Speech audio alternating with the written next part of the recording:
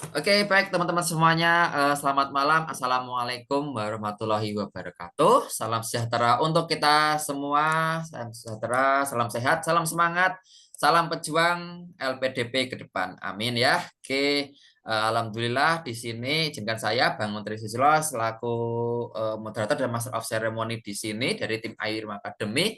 Mengucapkan selamat datang teman-teman semuanya dalam sesi sharing bersama Awardi, chat maupun saling sesi apa ya, sesi tukar pikiran lah dari mentor-mentor kita yang sudah sangat berpengalaman. Ada nanti akan dibersamai oleh Kak Salman Alade dan juga Kak Desi Airma Permatasari.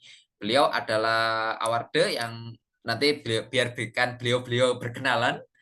Beliau adalah Awarda juga mentor kami yang sangat luar biasa sibuknya, tapi masih bisa bersemai teman-teman. Ya.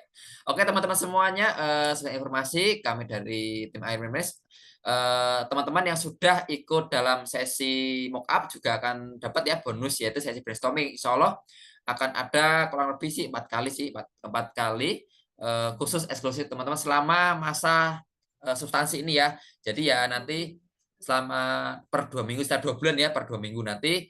Semoga sih teman-teman dapat yang sesi belakang sih, alhamdulillah pasti sesi wawancaranya ya. Tapi kan ini kita masih menunggu ya siapa yang dapat sesi minggu pertama, bahkan minggu terakhir ya. Ya berdoa aja dapat sesi yang terbaik di waktu yang terbaik teman-teman semuanya. Oke. Nah nih teman-teman, di sini nanti ada dua pemateri. Yang pertama Kak Salman, nanti Pak Salman akan presentasi dan juga langsung tanya jawab. Nah, silakan teman-teman tanya jawab sampai kurang lebih nanti sampai jam 8. Nanti setelah itu mungkin akan dilanjut oleh Kak Desi dan mungkin ada beberapa teman-teman dari yang sesi kelas lain dari grup besar ya. Kalau kan teman-teman udah masuk grup juga. Di grup besar nanti ada, jadi kita ada sesi free dan juga ada sesi eksklusif. Eksklusif untuk teman-teman semua. Tadi sudah saya masuk dikit 5 menit tentang ngobrol-ngobrol dikit ya tentang substansi dan lain-lain. Begini kan ada teman-teman yang baru pertama. Nanti silakan nambah-nambah curhatnya ke Kak Salman maupun Kak Desi. Oke, untuk Kak Salman apakah sudah siap, Kak? Bismillah udah siap. Sudah ya, ini Kak Salman adalah Pak dosen ya, Pak. Kak Salman adalah dosen. Nanti teman-teman bisa benar-benar mendapatkan insight yang baik. Oke, tanpa berpanjang-panjang, saya serahkan waktu dan ruang Zoom ke Kak Salman. Silakan Kak Salman. Baik, terima kasih Mas Bangun. Assalamualaikum warahmatullahi wabarakatuh. Selamat malam teman-teman. Salam kenal dari saya Salman. Sebelum kita lanjut, saya izin share screen ya teman-teman.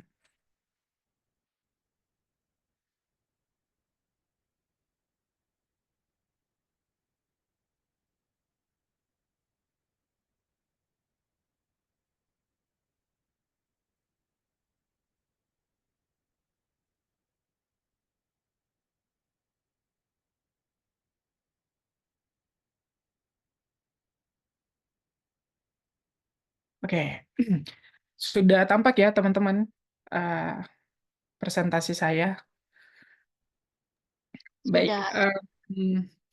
jadi topik malam ini kita akan sharing session terkait bagaimana teman-teman bisa mempersiapkan diri untuk tes substansial PDP, khususnya di gelombang 2 pada tahun 2024. Pertama, saya ucapkan selamat buat teman-teman yang sudah berhasil melewati tahapan dari tahap seleksi administrasi, kemudian sampai ke tahap, misalkan ada teman-teman di ruang Zoom ini yang kemarin juga mengikuti TBS dan memenuhi passing grade. Saya ucapkan selamat dan sekarang waktunya untuk mempersiapkan diri menghadapi tes substansi yang merupakan tes terakhir untuk teman-teman dalam menyempurnakan proses seleksi yang diselenggarakan oleh LPDP. Tuh. Nah, tadi Mas Bangun juga sudah mungkin di awal-awal sudah memberikan sedikit arahan terkait atau pengantar terkait apa yang dimaksud dengan tes substansi, dan mungkin nanti saya juga akan menambahkan beberapa informasi dan lebih banyak sebenarnya akan berbicara soal pengalaman yang saya hadapi juga kemarin. Sebelum kita bicara lebih banyak, saya ingin berkenalan dulu dengan teman-teman. Jadi nama lengkap saya Salman Alade. Saya aktivitas sehari-harinya sebagai akademisi di IAIN Sultan Hamengkubuwono Gorontalo. Kemudian saat ini saya sedang, jadi kemarin itu saya berdomisili di Gorontalo, tapi saat ini sedang berdomisili sementara di Universitas di Yogyakarta karena sedang melanjutkan studi S3 saya di Jogja. Nah, sekadar informasi untuk teman-teman, saya kemarin lulus sebagai ORD LPDP itu mengikuti gelombang 2 pada tahun 2023, mengambil jalur targeted ASN karena alhamdulillah saat ini saya sudah berstatus sebagai ASN gitu. Kemudian riwayat pendidikan saya ini S1, S2 berasal dari program studi yang sama, Pendidikan Bahasa dan Sastra Indonesia. S1 saya di Gorontalo, di Universitas Negeri Gorontalo dari 2011 sampai 2015. Kemudian S2 saya di 2016 sampai dengan 2018 dan saat ini saya sedang studi atau sedang ongoing di Ilmu Pendidikan Bahasa Universitas Negeri Yogyakarta. Saya masuk di Intake genap kemarin. Di sini ada beberapa kontak saya, nomor WhatsApp dan Instagram gitu, teman-teman. Oke, kita lanjut ya. Nah, saya mungkin kasih sedikit penguatan lagi ke teman-teman yang mungkin ini adalah kali pertama yang mengikuti tes LPDP, mungkin bertanya-tanya, tes substansi itu seperti apa gitu kan. Nah, jadi tes substansi itu adalah tes tahapan terakhir pada seleksi penerimaan beasiswa LPDP ya. Tes ini biasanya sering berisi dengan sesi wawancara yang pada umumnya itu dia terdiri atas 3 panelis, teman-teman ya. Jadi 3 panelis itu berasal dari mewakili dari background yang berbeda-beda. Ada yang satu panelisnya mewakili akademisi atau praktisi yang sesuai dengan keilmuan teman-teman. Jadi misal di dalam ruang Zoom ini ada teman-teman yang background-nya dari pendidikan, dari kesehatan, dari ilmu pemerintahan, dan seterusnya. Tentu pada saat teman-teman menghadapi substansi, teman-teman akan berhadapan dengan akademisi atau praktisi yang memang benar-benar sesuai dengan keilmuan, ya, gitu. Jadi kalau orang bahasa pasti akademisinya atau praktisinya dari bidang bahasa, gitu.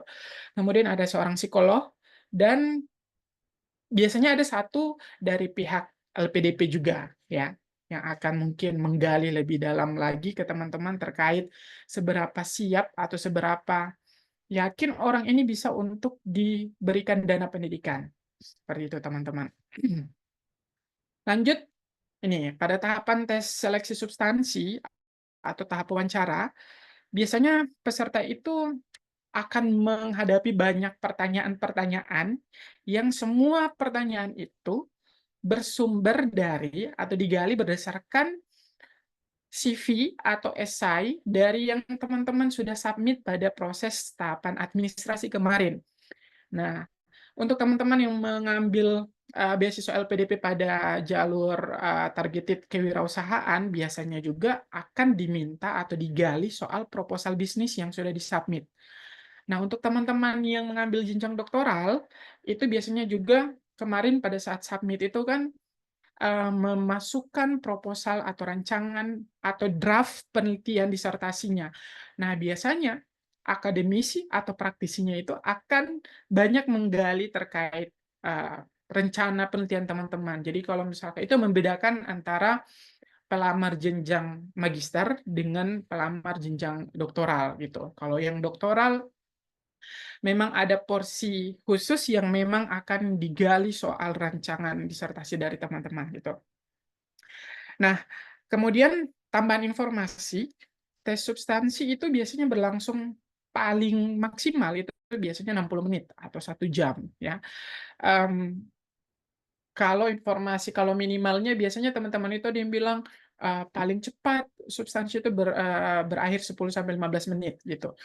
Nah, sebenarnya ketika semakin lama teman-teman diwawancarai, berarti kan semakin banyak informasi yang digali atau semakin banyak informasi yang teman-teman bisa bagikan konfirmasi kepada panelisnya, gitu ya. Dan ingat, tidak ada penggantian jadwal jika hari itu berhalangan. Nah, kalau tidak salah, sekarang itu bahkan di akun LPDP dari teman-teman tuh sudah dimunculkan plotting jadwalnya, kalau nggak salah ya. Saya pernah melihat punya teman yang mendaftar pada gelombang ini, saya melihat LPDP itu sudah membuat plottingnya, misalkan substansi itu akan berlangsung selama beberapa pekan dari tanggal sekian sampai tanggal sekian, kemudian dari tanggal sekian sampai tanggal sekian. Itu gunanya untuk apa? Untuk memastikan bahwa teman-teman harus mengosongkan jadwal di antara rentang waktu yang sudah dibuat oleh LPDP. Karena ketika teman-teman sudah mengklik bersedia, kemudian sewaktu-waktu ternyata berhalangan, LPDP tidak akan menggantikan jadwal untuk dipindahkan di hari yang lain. Jadi teman-teman otomatis akan dianggap tidak lulus. Seperti itu. Nah, jadi teman-teman harus bisa memastikan sudah mempersiapkan diri dengan baik, termasuk baik secara internal itu yang berhubungan dengan kesiapan diri, mental, dan seterusnya, persiapan eksternal yang berhubungan mungkin dengan perangkat-perangkat yang teman-teman perlukan, ya, itu juga harus sudah disiapkan dari sekarang. Nah, biasanya pihak LPDP itu akan memberikan semacam buku petunjuk atau misalkan file yang berisi pedoman. Nanti teman-teman misalkan akan diminta untuk misal menggunakan perangkat yang seperti apa, kemudian harus dipastikan bisa terhubung dengan internet, kemudian speakernya masih berfungsi dengan baik, kameranya juga masih berfungsi dengan baik, sudah menginstal aplikasi Zoom, dan seterusnya. Yang paling utama itu adalah teman-teman, ketika teman-teman sudah menginstal aplikasi Zoom dan sudah membuat akunnya, sebaiknya teman-teman sudah bisa memastikan nama penggunanya itu sudah memang benar-benar mengikuti sesuai nama yang dianjurkan oleh LPDP. Gitu. Karena teman-teman sebelum masuk ke sesi wawancara itu kan akan ketika mengklik tautan Zoom, teman-teman masih akan diarahkan ke ruang tunggu. Nah, kalau teman-teman belum belum mengganti nama sesuai dengan petunjuk, itu biasanya mereka tidak akan menerima. Nah, ini juga yang harus dipastikan teman-teman, ya. Kadang hal-hal kecil seperti ini yang bikin konsentrasi kita buyar, yang sebenarnya kita sudah prepare dari jauh-jauh hari, belajar, membaca, dan seterusnya, hanya buyar karena hal kecil seperti ini. Gitu.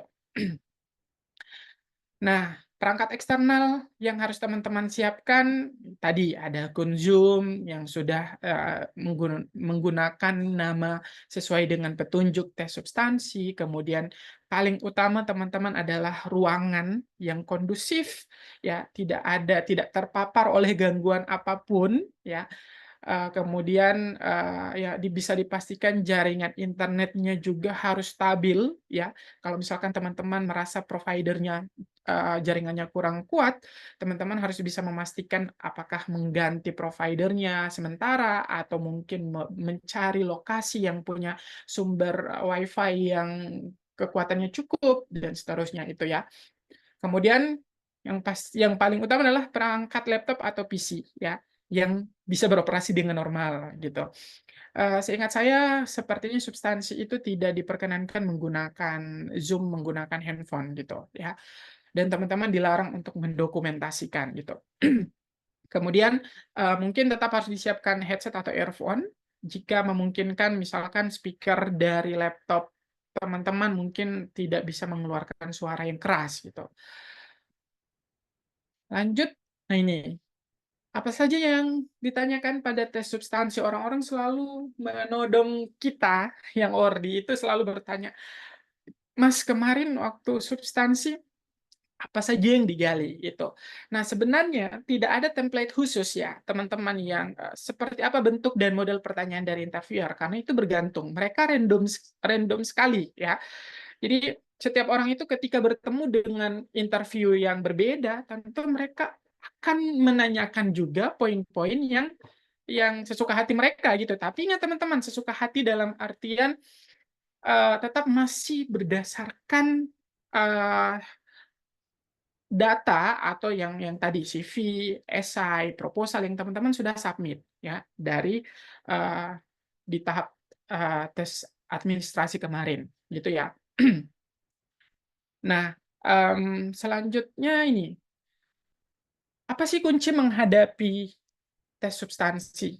Nah, jadi, saya itu selalu menyampaikan ke teman-teman ya, sebaiknya teman-teman sebelum seminggu atau H-7 sebelum pelaksanaan tes substansi kan biasanya nanti pada tanggal 10 itu kan mungkin jadwal itu secara serentak akan masuk ke akun, akan diumumkan di akun dari masing-masing, kalian. Itu nanti teman-teman sudah mulai melihat, "Oh, saya dapat jadwal sekian, tanggal sekian, pukul sekian." Saya menyarankan teman-teman itu seminggu sebelum pelaksanaan tes substansi, sebaiknya teman-teman itu membaca kembali CV, esai, dan proposal penelitian yang sudah disubmit. Mengapa demikian? Karena kita tahu dari proses tahapan seleksi administrasi sampai dengan tahapan substansi itu ada jeda yang cukup panjang, bisa sampai 1-2 bulan, ya. Atau bahkan bisa lebih, bisa sampai 3 bulan kalau misalkan teman-teman dapat jadwal substansinya di akhir-akhir, misalkan. Jadi untuk, apa ya, teman-teman berusaha untuk kembali apa yang sudah teman-teman tulis, ya teman-teman harus membaca berulang ya, membaca berulang, jangan sampai ada poin yang, lupa misalkan, oh pada saat, menuliskan kelebihan dari kepribadian saya adalah poinnya ini dan seterusnya, itu harus dibaca berulang-ulang teman-teman ya, untuk menyegarkan kembali ingatan teman-teman, gitu. Nah, kemudian itu ketika teman-teman melaksanakan sudah pada saat hari pelaksanaan substansi, sudah pada saat prosesnya, ini sebenarnya hal-hal sederhana sih. Saya menyarankan teman-teman selalu menyimak dengan baik setiap pertanyaan yang disampaikan oleh panelis, ya. Jika memungkinkan sih saya meminta teman-teman untuk tidak meminta untuk mengulang kembali pertanyaan, ya. Karena mungkin ini juga akan bagian dari penilaian yang mungkin menganggap bahwa, ya mereka kan melihat sejauh mana daya tangkap kita, daya kritis kita, gitu. Kalau bertanya sesekali karena misalkan ada kesalahan teknis jaringan dan seterusnya, mungkin bisa. Tapi ketika, "Mohon maaf Pak, mohon maaf Bu, boleh diulangi pertanyaannya?" Itu kan sebenarnya mengganggu menurut saya ya, mengganggu dan kita dianggap seseorang yang tidak punya perhatian, tidak menaruh perhatian lebih kepada, panelisnya gitu. Kemudian jawablah pertanyaan dengan logis. Jadi teman-teman itu berusaha ketika menyimak pertanyaan dari panelis, itu sudah tahu garis besar yang ditanyai ini apa sebenarnya. Jadi teman-teman tidak perlu, menjawab ya pertanyaannya A, teman-teman harus menjawabnya dengan A, kita tidak perlu lagi harus memberikan pengantar yang cukup panjang karena terbatas waktu. Jadi teman-teman harus memberikan jawaban yang logis, yang bisa diukur, kemudian secara tegas, ya percaya diri, kemudian harus jujur dan konsisten. Kenapa saya mengatakan jujur dan konsisten? Teman-teman tidak perlu harus terlihat, apa ya, seseorang yang sangat wow di mata dari panelis, tapi cukup teman-teman menyampaikan apa yang sudah teman-teman lakukan, entah itu berhubungan dengan kontribusi dan apapun itu, disampaikan saja sesuai dengan yang teman-teman alami. Karena biasanya, dari satu pertanyaan ke pertanyaan yang lain itu ada, muncul pendalaman, ya ada deep interview misalkan, nah seperti itu. Biasanya mereka suka menggali lagi dari jawaban-jawaban yang kita berikan, gitu. Kemudian konsisten, konsisten dalam artian semua hal yang teman-teman sudah submit, itu juga yang harus disampaikan kepada interviewer, itu teman-teman ya. Mengapa? Karena gini teman-teman, kalau saya pribadi selalu menyampaikan kepada teman-teman yang akan menghadapi substansi, substansi adalah tahapan untuk memvalidasi apa yang sudah teman-teman submit. Jadi interviewer itu hanya memvalidasi orang ini konsisten enggak? Dia menulis seperti ini, pada saat kami gali, apakah dia jawabannya masih sama atau enggak? Gitu ya, teman-teman. Lanjut, nih, tes substansi sebagai tes penentu. Jadi ingat, karena ini sudah tahap paling terakhir, jadi ini sebagai penentu. Ya, teman-teman. Berikan jawaban yang memukau dan elegan, sehingga interviewer itu yakin dan tertarik dengan Anda untuk direkomendasikan sebagai calon penerima beasiswa LPDP. Ingat teman-teman, LPDP kita tahu bersama tidak berbasis kuota, tapi dia berbasis rekomendasi. Rekomendasi siapa? Ya, rekomendasi dari interviewer. Jadi ketika ketiga orang ini menanyakan kepada kalian sebagai peserta wawancara, itu mereka pasti akan pada akhirnya mereka akan memutuskan orang ini layak diberikan rekomendasi sebagai calon penerima beasiswa atau enggak. Karena ada case teman-teman yang dia memenuhi passing grade, tapi ternyata panelisnya tidak merekomendasikan dia sebagai penerima. Kenapa? Ya berarti ada sesuatu yang mereka anggap mengganjal dari peserta ini. Nah, itu paling penting. Jadi ingat, substansi itu tes penentu yang sifatnya adalah pemberian rekomendasi gitu. Saya juga mengingatkan teman-teman jangan lupa tetap berdoa, meminta restu dan ridho dari orang tua karena itu pasti sangat mujarab teman-teman ya. Oke, saya rasa itu saja yang bisa saya bagikan ke teman-teman. Terima kasih sudah bersedia menyimak. Saya menunggu teman-teman bergabung menjadi bagian dari keluarga Ordeal PDP Kementerian Keuangan. Nanti kalau ada yang ingin bertanya, ingin berbagi pengalaman, monggo kita bisa berdiskusi. Untuk sesi materi saya cukupkan sampai di situ. Terima kasih teman-teman. Silakan.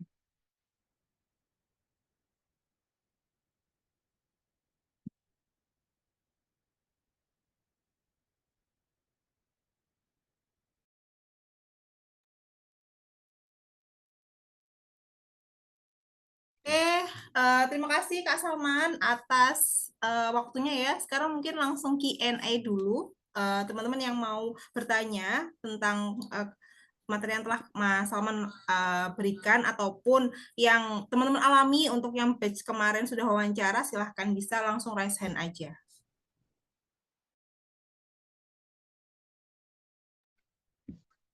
Oke teman-teman, yang tadi mohon maaf, yang mau resen silakan ya teman-teman untuk resen karena habis ini kita ada sesi untuk kelas besar, jadi manfaatkan ya kelas ini ya untuk teman-teman bertanya. Monggo silakan ke Kak Salman. Nanti Kak Salman tetap akan bersama kita sampai eh, selesai juga. Silakan teman-teman mau bertanya. Via chat boleh, via langsung boleh. Nanti sekitar jam 8-an itu nanti akan ada sesi kelas besar. Jadi monggo silakan teman-teman bertanya eksklusif dari sekarang, khusus teman-teman. Silakan boleh open mic ya teman-teman ya. Monggo.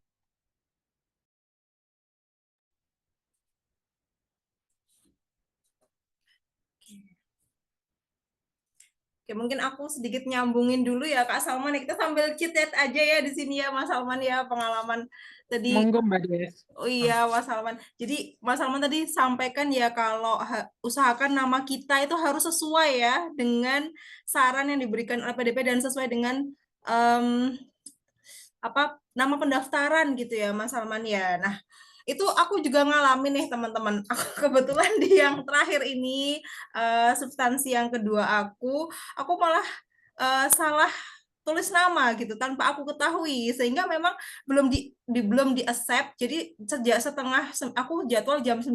Nah, setengah 9 itu sudah masuk dan sudah diberikan info oleh admin LPDP untuk mengubah nama gitu Mas Salman. Nah, di situ aku nggak paham, kayaknya namaku tuh sudah benar karena saya punya 2 akun ya. Yang pertama akun institusi saya, yang kedua akun yang lain gitu dengan nama yang berbeda gitu. Nah, ternyata setelah jam 8 akhirnya di accept gitu ya. Ternyata namaku itu bukan nama sesuai ini ya, nama yang aku tulis di pendaftaran gitu. Nah, dari situ juga udah akhirnya aku jadi agak grogi pas awal-awal tuh juga agak belibet gitu rasanya teman-teman. Nah, jadi buat pembelajaran juga ya teman-teman di sini ya, pengalaman aku kemarin aku nggak aware bahwa aku punya 2 akun dan akhirnya yang masuk itu adalah akun yang satunya yang bukan namaku yang sudah aku persiapkan. Nah, itu nanti mungkin bisa di login dulu, saran kita ya login dulu ke Zoom-nya, pastikan itu menggunakan email yang mana dan juga di setting dulu itu adalah nama kita yang mana, seperti itu sih. Itu nih pengalaman dari aku gitu. Oh, ini ada Ini yang bertanya, Kak. ya silahkan. Kak izin bertanya dari Mbak Sitriani. Saya dulu pelamar jalur reguler, sekarang pelamar jalur targeted PNS guru. Apakah ada perbedaan signifikan terhadap pertanyaan-pertanyaan? Baik, langsung saya jawab ya. Jadi Mbak Sitriani, ini pertanyaan menarik ya. Sebenarnya dari setiap jalur itu atau setiap program yang dibuat oleh LPDP itu pasti mereka ada memunculkan pertanyaan-pertanyaan yang memang spesifik berkaitan dengan jalur yang kita masuki gitu. Jadi kalau misalkan kalau secara reguler kan mungkin pertanyaannya juga secara umum gitu ya. Tapi kalau misalkan secara targeted itu sepengalaman aku itu biasanya mereka akan bertanya soal bagaimana seberapa terdesaknya kita harus sebagai status kita sebagai PNS itu seberapa terdesaknya kita harus melanjutkan studi gitu. Misalkan kalau kalau dari Mbak Sitriani misalkan sebagai PNS guru, beliau itu akan bertanya misalkan seberapa terdesaknya Anda sebagai PNS untuk melanjutkan studi, atau biasanya mereka akan mengaitkan dengan profesi kita atau penghasilan kita. Misalkan saya itu pernah Mbak ditanyain kayak gini. Mas Salman, ini Anda kan sudah 5 tahun menjadi seorang ASN, seorang dosen. Secara finansial Anda itu sudah punya materi yang cukup gitu. Kenapa Anda memilih untuk melanjutkan studi dengan biaya beasiswa dengan bantuan dana pendidikan yang banyak aturannya ketimbang Anda melanjutkan secara pribadi yang mungkin Anda bisa lebih fleksibel gitu. Nah, ini pertanyaan-pertanyaan yang menjurus biasanya ke jalur kita seperti itu, ke targeted. Karena pasti mereka tahu targeted itu ya kita sudah punya penghasilan dan sebagainya. Jadi saya menyampaikan bahwa kenapa saya sebagai seorang ASN dan masih memilih jalur beasiswa, karena pertama saya melihat adanya peluang yang diberikan oleh negara. LPDP sengaja membuka peluang untuk targeted. Kenapa tidak mencoba gitu kan? Yang kedua, saya melihat bahwa seluruh persyaratan administratif yang dipersyaratkan oleh LPDP semua saya bisa penuhi. Artinya saya punya data dukung yang sudah siap gitu.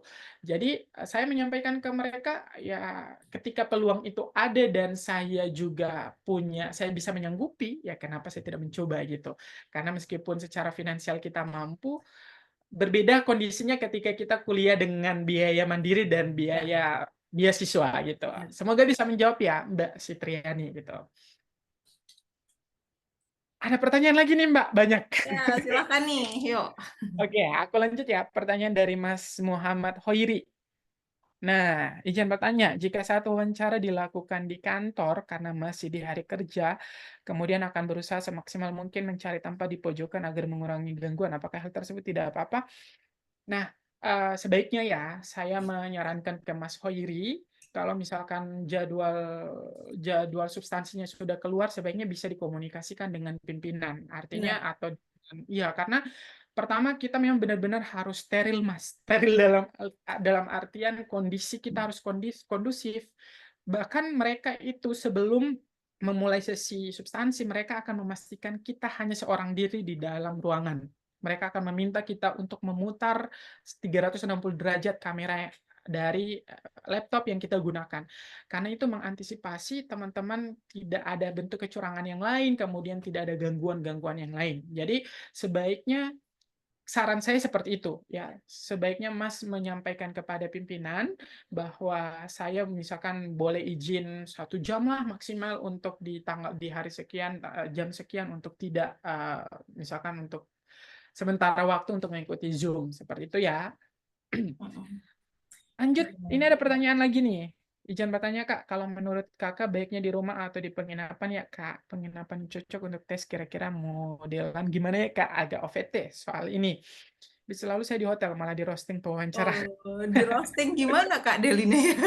Ya, di roasting kayak mana tuh? Apakah di Gimana roasting coba bisa ini? Open mic mungkin dulu Kak? ditanyain, Iya, iya, ditanyain mungkin, oh ini bela-belain ya untuk iya. substansi, mungkin kayak gitu ya, Mbak Udah Delina. punya uang untuk ini, kenapa masih beasiswa? Mungkin kayak gitu Kak Delina. Bisa ini open mic sebentar Kak Delina? Iya, kalau bisa bercerita sedikit mungkin kita pengen dengar gitu. Iya. Siap Kak, izin ya Kak. Mm-mm. Jadi kemarin kan kebetulan pas disuruh muterin itu loh Kak, kamera ya. Iya, iya. Disuruh muterin kamera. Terus salah satu pewawancara bilang, Mbak Delina di hotel ya, siap Bu, ya gitu kan. Terus, oh bagus banget hotelnya, kamu di hotel mana gitu. Nah, Terus ya. malah kayak tadi, udah bisa bayar hotel, ngapain ngambil Pakai beasiswa beasiswa. lagi? Terus saya bilang jadi ini kan Kak, memang mencairkan suasana tapi jadi ngeblank gitu kan Kak. Oh, iya. Oh Iya, iya Bu, benar-benar. soalnya dapat insentif Bu untuk nyewa hotel, saya bilang gitu. Oh, ya ya ya ya ya. Iya Kak, jadi maksud saya jadi bingung gitu kan, kadang kan di rumah internet suka nggak stabil kan Kak, terus takutnya mati lampu. Cuma kalau di hotel maksud saya yang gimana ya Kak, yang nggak memancing gitu maksud saya. Hmm. Sebenarnya itu bergantung interviewer juga ya. Ada interviewer yang benar-benar jailnya sampai ke situ. Biasanya mereka hal-hal kecil seperti itu mereka suka suka apa ya? Tujuannya untuk ya mencairkan suasana. Ada juga yang memang sengaja mereka. Tapi sebenarnya kalau memang memungkinkan, sebenarnya tidak ada batasan ketika Mbak mau melaksanakan itu di rumah, di kantor ataupun di hotel sebenarnya tidak masalah. Ya, cuma memang kalaupun kalaupun dilaksanakan di hotel dan nggak mau misalkan terjadi kayak kemarin di roasting, ya cari hotel yang standar-standar aja Kak. Jadi misalkan yang mungkin ya penampilannya biasa-biasa saja atau kalau memang memungkinkan di apa di kantor misalkan mungkin jaringan WiFi di kantor kuat, providernya cukup bagus, sebaiknya yang paling utama itu sebenarnya adalah substansi itu soal ruangan adalah kondusif dulu gitu teman-teman. Karena Benar-benar. dalam artian tidak ada gangguan apapun gitu karena pasti akan mengganggu konsentrasi kita ketika kita sedang ngomong tiba-tiba di luar ada keributan dan sebagainya itu aja sih ya. Mungkin tambahan dikit ya Kak Salman ya, pengalaman saya yang pertama di kantor, yang kedua memang sewa penginapan gitu Kak Delina. Mungkin kasih alasannya itu yang tepat gitu Kak. Jadi kalau saya bilang kebetulan Bapak Ibu saya saat ini memang sudah tidak berkantor dan di rumah saya tetangga saya itu ada bengkel Bu sebelah rumah saya dan juga sebelah rumah saya lagi tuh sedang pembangunan Bu rumahnya. Jadi saya takut kalau ada banyak gangguan-gangguan suara ketika substansi sehingga saya saat ini memang memutuskan untuk menyewa penginapan kayak gitu itu. Jadi kalau misalnya Kakak kan bilang ada insentif gitu ya Kak Salman, ada insentif untuk Ya. menyewa itu mungkin yang kurang tepat gitu Kak Delina. Jadi mungkin bisa memikirkan kalimat yang apa biasanya yang istilahnya tidak terlalu memberikan pertanyaan tambahan gitu ya sama Pak panelisnya. Nah, ketika saya bilang seperti itu ya udah mereka oh gitu ya oke kayak gitu aja sih mereka nggak yang sampai bilang oh hotelnya bagus dan lain enggak sih maksudnya mungkin sewanya nggak usah yang terlalu wow banget ya mungkin bintang 3 atau bintang 2 gitu ya Kak Salman atau yang biasa Betul. lah yang penting apa namanya ini kalau saya kemarin memang cari yang penting ada meja, ada kursi, dan juga ada tirai yang biar terang kayak gitu. Dan carinya yang backgroundnya polosan sih. Maksudnya yang tema industrial gitu. Jadi nggak terlalu yang banyak ornamen kayak gitu sih Kak Delina. Nanti dicari alasannya mungkin ya. Kak Delina. Gitu Kak Delina cukup menjawab. Kita lanjut ini pertanyaannya Mbak Des. Boleh Kak, ini dari Kak Anu dulu, Kak Renya dulu ya. Kak Renya Iya. izin bertanya Ada jika di atas itu Re, Kak Sabrina. oh iya, nanti dulu. Nanti Kak Sabrina Oh, oke. yang kelas beda. Jika ditanyakan kegagalan terbesar atau hal yang membanggakan, penyesalan dan pertanyaan sejenis, apakah diperbolehkan jika kita menjawabnya ke arah personal life atau bukan akademis? Gimana nih Kak Salma nih? Nah, personal Ini life. pertanyaan kegagalan terbesar. Kegagalan terbesar sebenarnya ya kalau misalkan ini kan memang pengalaman pribadi juga kan.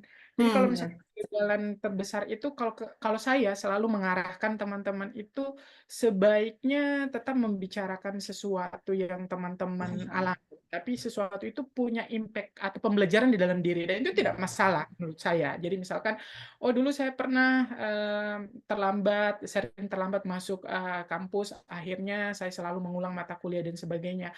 Tapi teman-teman tidak hanya sebatas di situ. Kalau menurut saya harus diceritakan, misalkan setelah teman-teman mengalami itu, apa yang menjadi penyesalan? Misalkan teman-teman merasa bahwa oh dari situ saya belajar, lebih tepatnya pembelajaran ya. Apa yang teman-teman jadikan pembelajaran? Oh karena dari hal itu membuat saya berpikir bahwa ke depan saya terbentuk menjadi seorang yang disiplin karena memang punya pengalaman yang buruk terkait itu. Jadi tidak apa-apa, kita bisa memberikan pernyataan-pernyataan yang sifatnya pribadi, tapi tadi itu yang harus logis juga meskipun pernyataan karena ini berhubungan dengan pengalaman pribadi kan, gitu. Itu ya. Lanjut Kak, lanjut Mbak Des. Dari Kak Floren ya. Oh, atau Kak Floren dulu ya. Malam Kak, bagaimana cara kita mempertahankan pilihan perguruan tinggi yang kita pilih tanpa harus menjelekkan. Nah, ini nih yang memang jadi ini ya Kak ya, Kak Salma. Oke, memilih perguruan tinggi tanpa ada perbandingan, tapi tidak bersifat menjelekan. Saya kemarin pertanyaannya kayak gini, Kak Floren. Kenapa Anda memilih pilihan pertama itu UNY, pilihan kedua UPI, kenapa pilihan ketiganya UM gitu?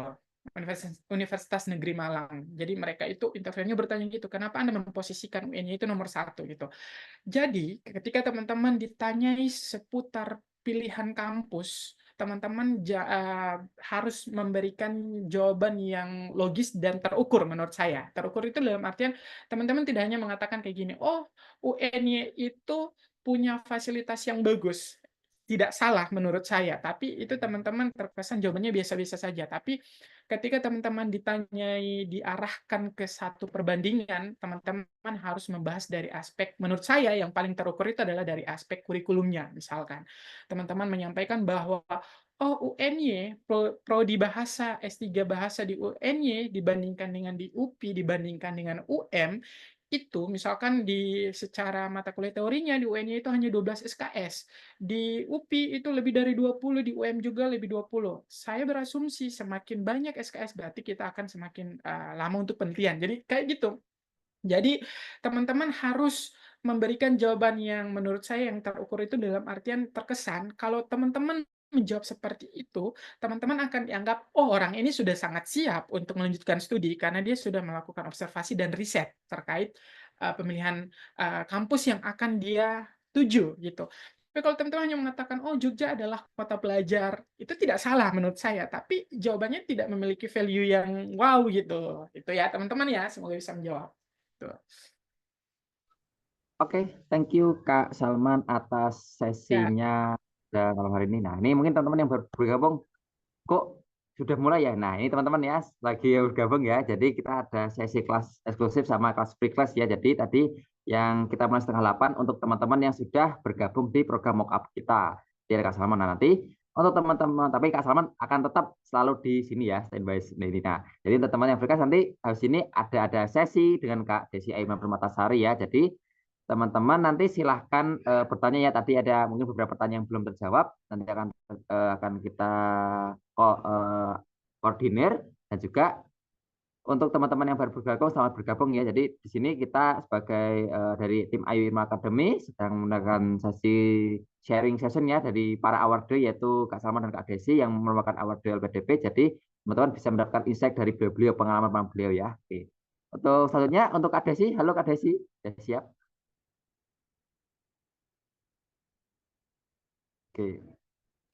Oke, sudah siap Kak. Aman. Oke, baik. Oke, untuk Kak Desi, biar untuk waktu dan Zoom saya persilakan. Silakan Kak Desi.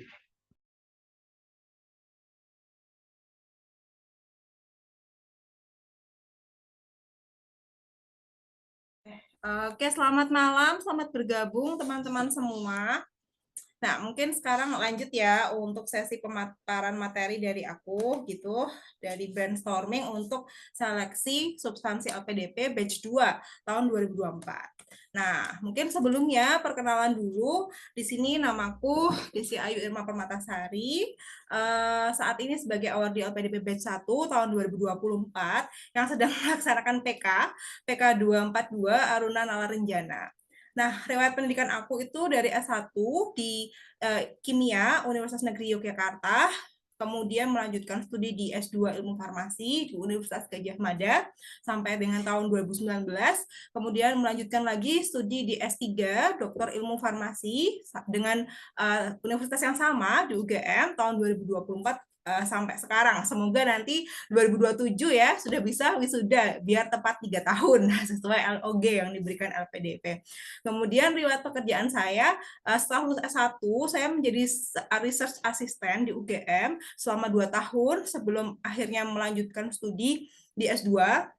Kemudian lulus S2, saya alhamdulillah langsung menjadi dosen di Universitas Duta Bangsa Surakarta di program studi S1 Farmasi ya selama 4 tahun.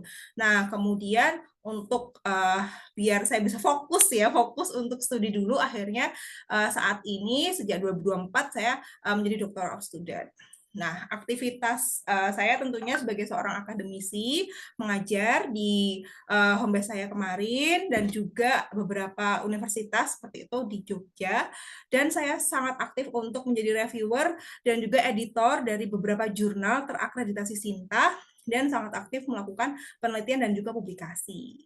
Nah, teman-teman yang mau kontak juga bisa lewat IG ataupun email di yang tertera ya, kontak yang tertera.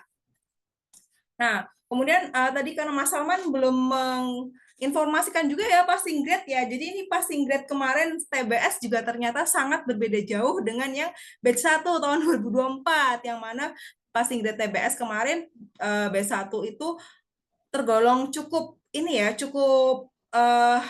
cukup minimal gitu, 120 untuk reguler. Ternyata saat ini reguler naiknya sampai 160 untuk TBS. Nah, itu juga terjadi teman-teman ketika seleksi wawancara atau substansi. Yang mana tahun 2023 lalu di tahap 2 itu reguler itu hanya di angka 860. Di sini kita patokannya reguler ya, karena kalau reguler itu memang yang paling istilahnya tuh paling banyak pelamarnya, jadi saingan kita semakin lebih banyak dan juga passing grade-nya selalu lebih tinggi. Nah, di sini tahun 2022 untuk wawancaranya itu 860 teman-teman. Dan untuk paling tinggi nilai skor maksimal sekitar 1.300 atau 1.500, ada yang bilang gitu, tapi saya tidak tahu pasti. Nah, tetapi saat saya dinyatakan lolos di tahun 2024 kemarin batch 1 itu ternyata regulernya 1.000 teman-teman. Nah, itu adalah suatu angka yang sangat signifikan naiknya dan itu tidak bisa diprediksi. Kenapa? Karena semua itu disesuaikan dengan skor rata-rata dari para pelamar di LPDP sendiri. Nah, makanya di sini teman-teman harus bisa meng-highlight seperti itu apa yang menjadikan teman-teman tuh berbeda dari pelamar-pelamar lain sehingga bisa istilahnya tuh LPDP langsung memilih kita ya, harapannya one shot gitu. Nah, mengapa PG ini bisa bervariasi setiap tahun, apalagi saat ini sepertinya cenderung naik.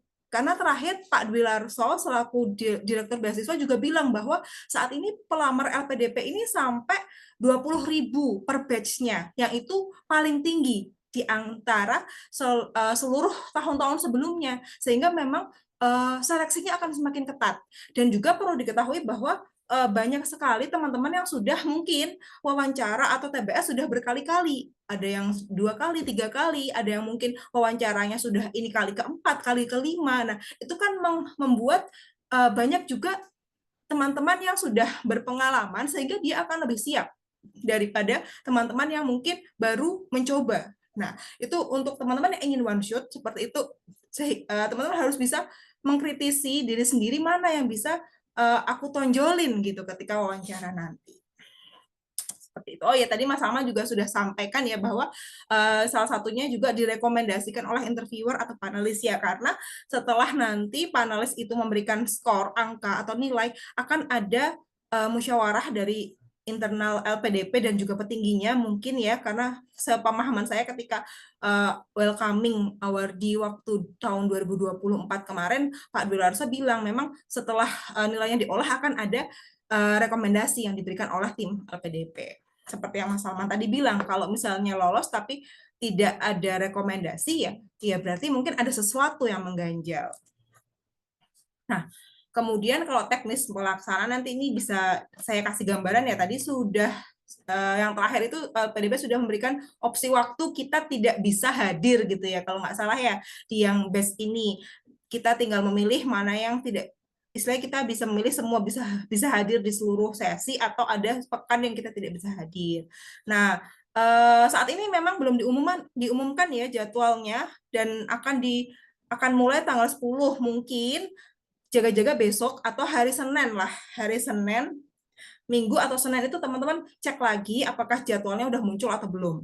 Nah, kemudian link Zoom-nya itu hanya akan diberikan ketika hari H. Nah, sekarang sudah ada penyesuaian jadwal, ada terbagi 2 sesi siang dan juga sesi pagi seperti itu. Sesi pagi, sesi siang, dan sore biasanya. Nah, kemudian untuk durasi wawancara 60 menit, 3 panelis ya, terdiri dari profesional dan psikolog, tadi sudah dijelaskan juga, akan ada verifikasi dan juga HP-nya diminta matikan. Nah, kalau tips ya dari aku, yang pertama itu usahakan kita pakai baju yang nyaman, yang membuat kita itu pede dan juga bisa lebih istilahnya los ketika wawancara itu kita lebih tidak grogi gitu ya. Mungkin bisa melalui warna kesukaan atau mungkin warna-warna yang memperlihatkan bahwa kita itu sudah siap secara psikologis. Karena ada teman kemarin cerita bahwa dia pernah wawancara pakai baju hitam gitu ya. Coba bayangin teman-teman mau wawancara, tapi suasananya tuh berkabung gitu ya, pakai baju hitam, kemudian mungkin kerudungnya hitam, seperti itu kan mungkin secara psikologis kan pewawancaranya melihat loh, kenapa kok outfitnya seperti itu. Nah, mungkin kalau aku di yang substansi aku yang kedua kemarin itu aku menggunakan pakaian warna biru langit ya, birunya juga kalau mau dongker usahakan jangan yang terlalu gelap gitu. Kalau saya sarankan sih baju-baju yang cerah, walaupun jangan yang secerah kayak kuning atau hijau neon kayak gitu ya. Nanti bisa disesuaikan warna-warna yang istilahnya membuat kita itu lebih terlihat cerah auranya kayak gitu. Nah, kalau bisa batik ya, karena tahun 2023 belum ada sih untuk saran untuk penggunaan batik, tapi 2024 batch 1 kemarin sudah ada istilah aturan atau istilah panduan diusahakan batik seperti itu. Lagian kalau pakai batik itu memperlihatkan kita lebih cinta Indonesia juga. Kemudian nih yang paling penting nih teman-teman ya, usahakan ketika masa substansi ini teman-teman itu pantauin terus IG-nya LPDP yang resmi, karena biasanya LPDP itu memberikan informasi-informasi lewat IG-nya. Seperti apa sih seleksi substansi itu? Apa sih yang mau LPDP nilai dari seleksi substansi itu seperti apa? Awardee yang sebenarnya LPDP inginkan, yang akan dipilih itu kriterianya seperti apa? Nah, kemudian pakai headset atau earphone agar suaranya itu bisa lebih jelas dan juga kita menerima lebih jelas dan juga kita ketika berbicara juga lebih jelas didengar oleh para panelis. Tadi Mas Salman juga sampaikan, jangan sampai kita itu meminta panelis untuk mengulang kalimat atau pertanyaannya. Nah, itu usahakan sehingga mending pakai headset atau earphone, tapi tidak ini ya, earphone yang wireless itu kayaknya malah tidak diperbolehkan karena terkadang bisa lost connection.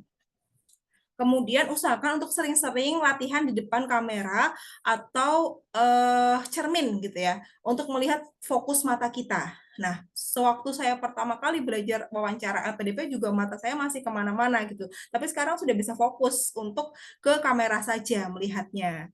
Selain itu, kalau kita melihat ke kamera, kita tidak akan melihat ke arah panelis, sehingga malah akan mengurangi kegrogian kita. Kalau kita melihat panelis, kemudian panelisnya istilahnya raut wajahnya seperti apa, kita malah grogi ya kadang-kadang. Jadi sebaiknya ya melihat ke kamera.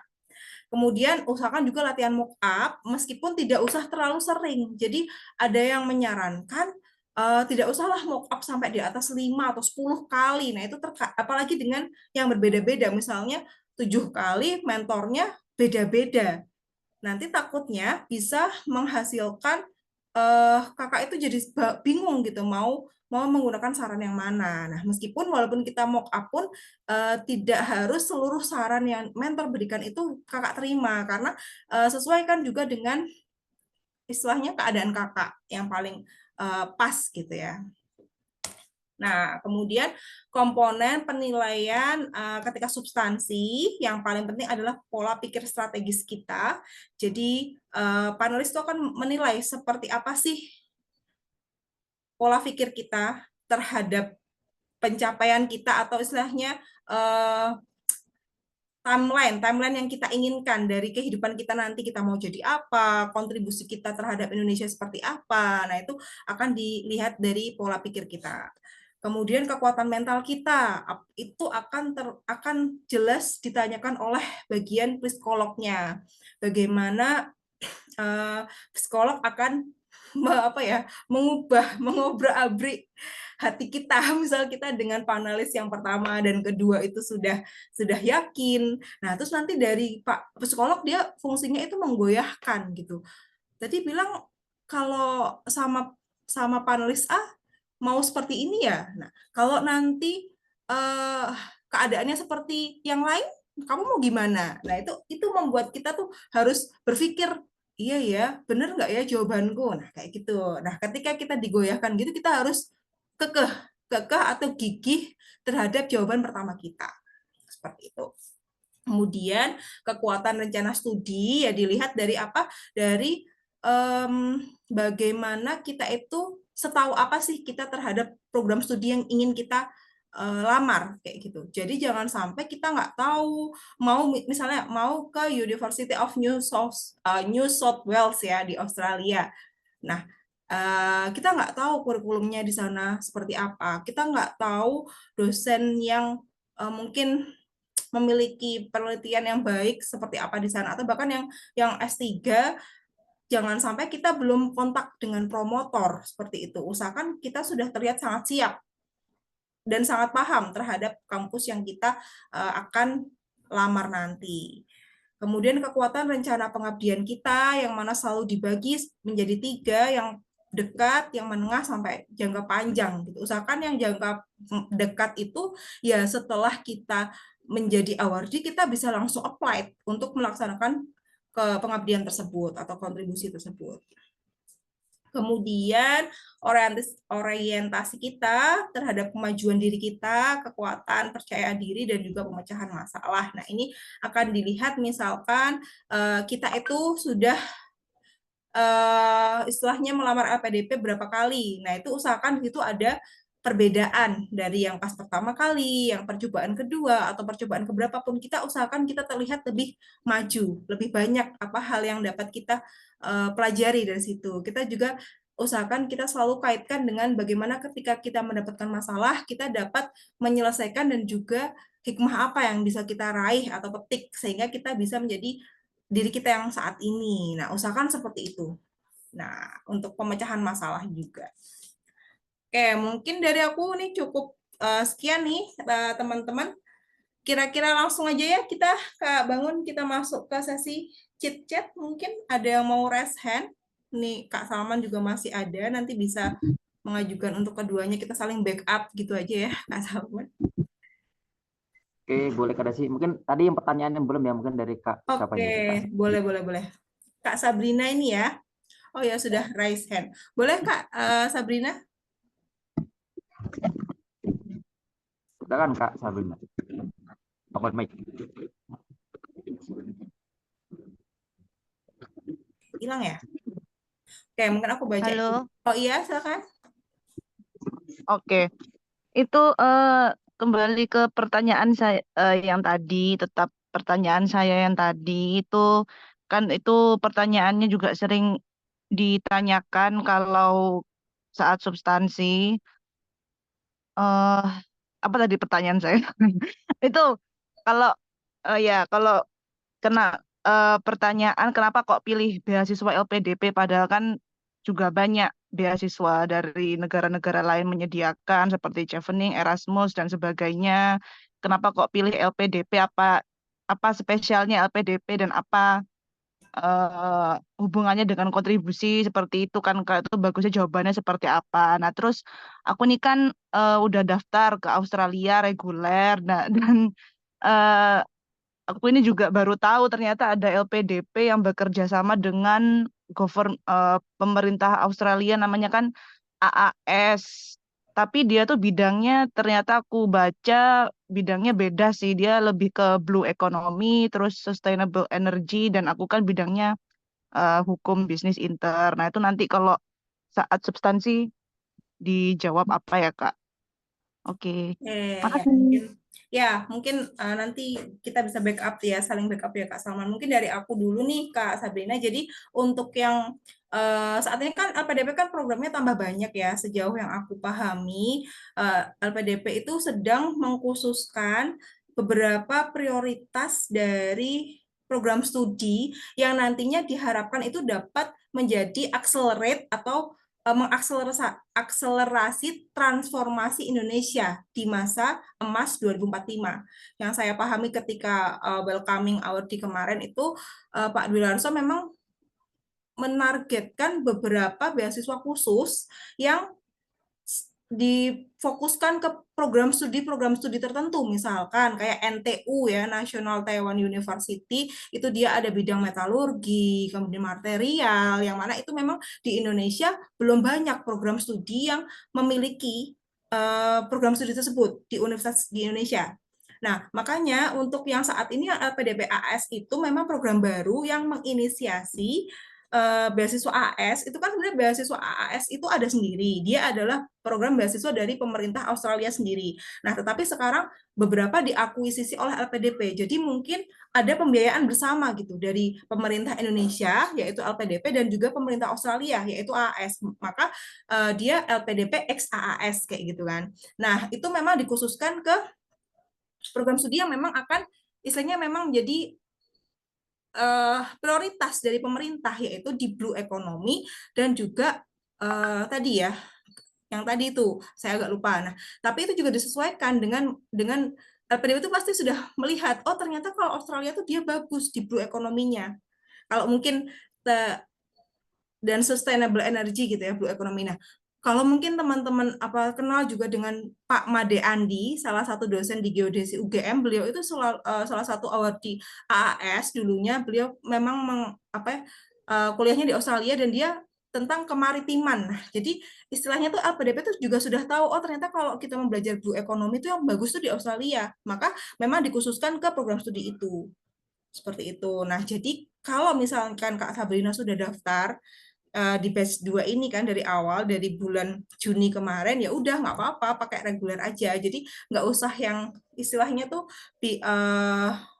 jangan sampai kita membahas beasiswa lain kayak gitu usahakan dan juga hubungkan juga dengan keistimewaan LPDP misalkan nilai-nilai yang LPDP miliki integritas profesional pelayanan dan lain-lain itu juga dihubungkan dengan kontribusi yang kakak akan berikan nanti kayak gitu sih kalau dari aku jadi jangan sampai kita itu oh iya sebenarnya sih bagusan Chevening Pak atau Erasmus Pak itu kan lebih bergengsi jangan sampai kayak gitu karena nanti malah akan menjadi top tidak diterima oleh panelisnya kayak gitu sih mungkin ada tambahan nih dari Kak Salman. Dikit aja Mbak Des ya. Jadi kalau ditanyai kenapa memilih LPDP, istilahnya apa ya? Mereka men-compare dengan beasiswa lain, sebenarnya fokus aja. Jadi jangan kalau misalkan yang ditanya kenapa memilih LPDP, kenapa bukan bla bla bla, kita fokusnya ke LPDP. Kayak yang saya menggarisbawahi yang Mbak Des bilang tadi. Karena kalau misalkan kita jawabannya melihat dari point of view beasiswa lain, nah kita dikhawatirkan akan digali dari beasiswa itu dan kita tidak punya informasi yang banyak gitu. Jadi misalkan Mbak Sabrina bisa menyampaikan bahwa misalkan saya merasa LPDP itu dari visi misinya ada di dalam diri saya, misalkan itu mereka mungkin lebih diarahkan kayak memang berhubungan dengan LPDP yang mungkin sudah diriset dan diobservasi oleh Mbak Sabrina terkait program LPDP, termasuk visi misi. Saya merasa oh visi misi LPDP atau nilai-nilai LPDP itu ada di dalam diri saya soal profesionalitas dan seterusnya itu ada di dalam diri saya itu jawaban aman sih menurut kami ketimbang lebih menitik beratkan point of view dari beasiswa lain sebelahan gitu itu aja Mbak Dis.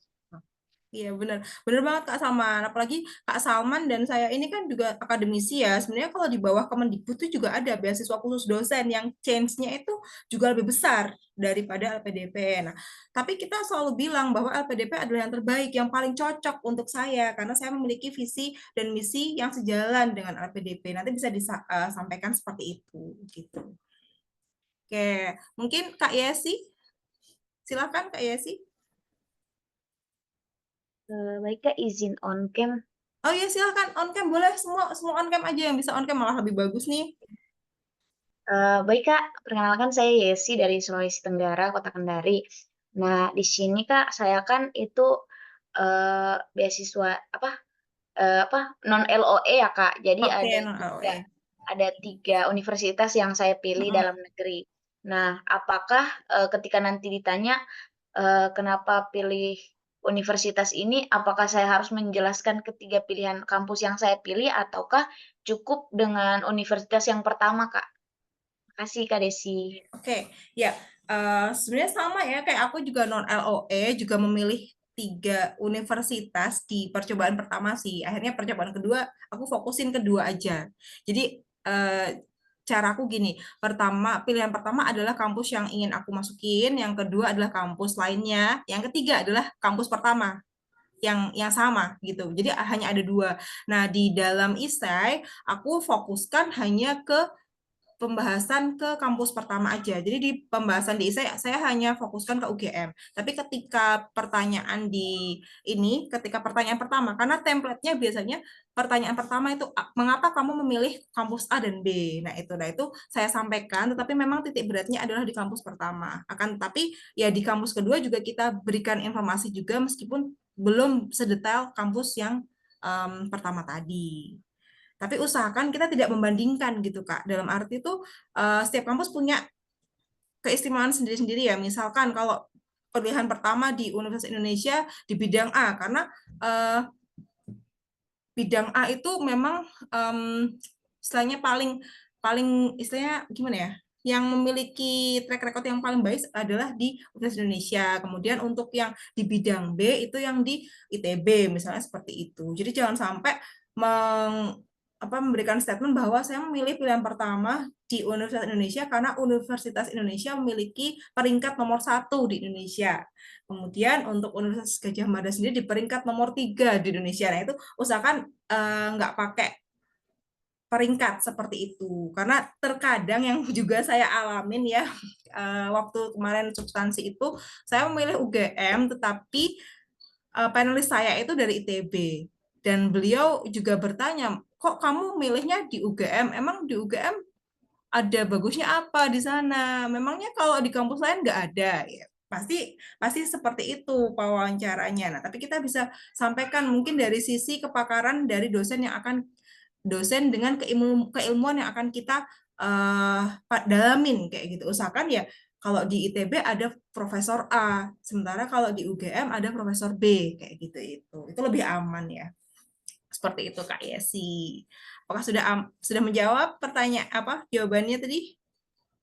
Iya, tapi gini Kak, karena kan aku kan ambil ilmu hukum ya, dan aku tuh pilihan pertamanya ada di Universitas Gadjah Mada, yang kedua itu UNER, yang ketiga itu UGM, UI. Jadi takutnya aku tuh sebelum ini tuh aku bilang, oh apa aku bandingin ya kalau di UI, kalau di UGM ini lebih bagus gitu. Oh ternyata kalau dari Kak Desi kita sebutin aja. Kalau terkait kurikulumnya Kak, boleh nggak kayak Oh, aku boleh. masukin? Boleh, Kayak Kak aku Salman itu. bandingin kurikulum di Iya, antara UGM dengan UI gitu Kak.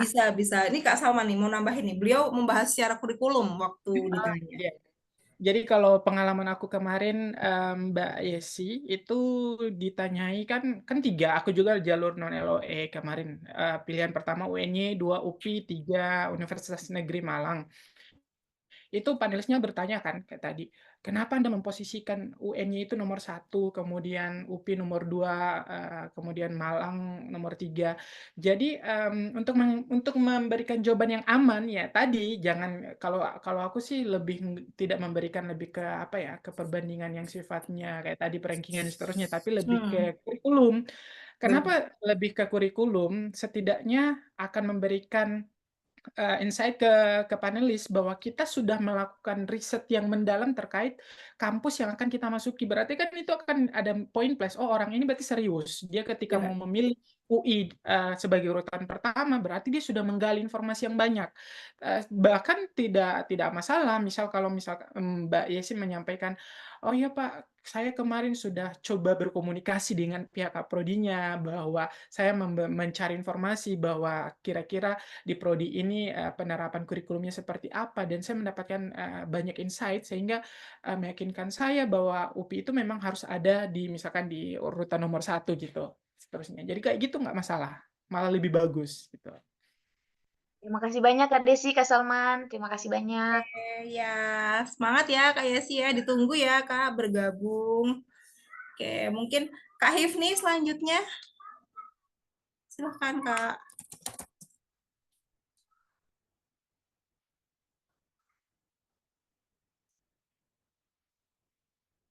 Apakah suara saya terdengar jelas, Mbak?